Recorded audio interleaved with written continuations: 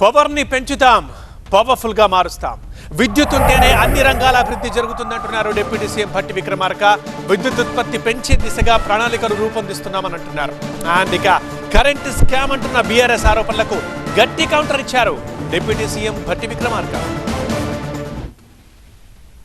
తెలంగాణ విద్యుత్ అవసరాలు తీర్చేందుకు ప్రణాళికాబద్ధంగా ముందుకు సాగుతున్నామన్నారు డిప్యూటీ సీఎం భట్టి విక్రమార్క.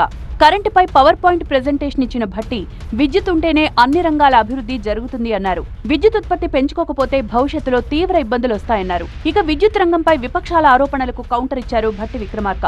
కాంగ్రెస్ ప్రభుత్వం 50,000 కోట్ల పవర్ స్కామ్ కు తెరలేపిందన్న హరీష్ రావు ఆరోపణలు ఖండించారు. ఎక్కడ తమకు మంచి పేరు వస్తుందేమో అనే ఉద్దేశంతోనే ఈ రకమైన ప్రచారం చేస్తున్నారని విమర్శించారు. ఈ మంత్రివర్గము స్కామ్ల గురించి మాట్లాడుతుంది తప్ప స్కీమ్ల గురించి మాట్లాడతలేదు. మీ మంత్రివర్గం స్కీమ్ల గురించి ఆలోచిస్తలేదు, స్కామ్ల గురించి ఆలోచిస్తుంది. ఇప్పుడు రామగుండంలో 800 మెగావాట్లు పెట్టాం, పాల్వంచలో 800 మెగావాట్ల పవర్ ప్లాంట్ పెట్టాం, మక్తల్లో 800 మెగావాట్ల పవర్ ప్లాంట్ పెట్టామని నిన్న క్యాబినెట్లో నిర్ణయం తీసుకున్నాం. అయితే ఎన్టీపీసీ ధర ఎక్కువనా, మన జెన్కో ధర ఎక్కువనా, ఇద్దరితో మాట్లాడి మేము ఆ ప్లాంట్ ఎవరు కట్టాలో నిర్ణయిస్తాము అన్నారు. ఇది డ్రామా.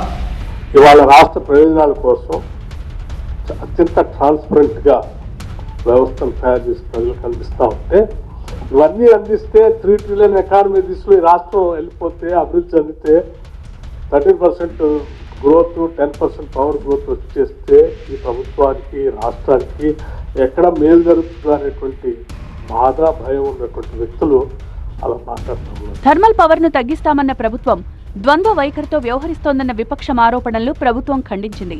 గ్రీన్ పవర్ తో పాటు థర్మల్ పవర్ కూడా ముఖ్యమే అని తెలిపింది.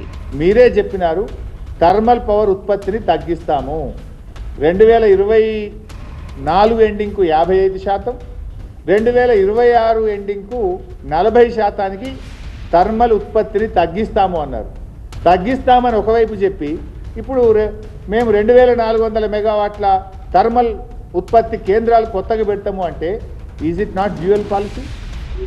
గ్రీన్ పవర్తో పాటు గ్రిడ్ కొలాప్స్ కాకుండా ఉండాలంటే థర్మల్ పవర్ ఆల్సో రిక్వైర్డ్. ఆ రిక్వైర్మెంట్ ఎంత ఉంటుంది అనేది కూడా చెప్పారు.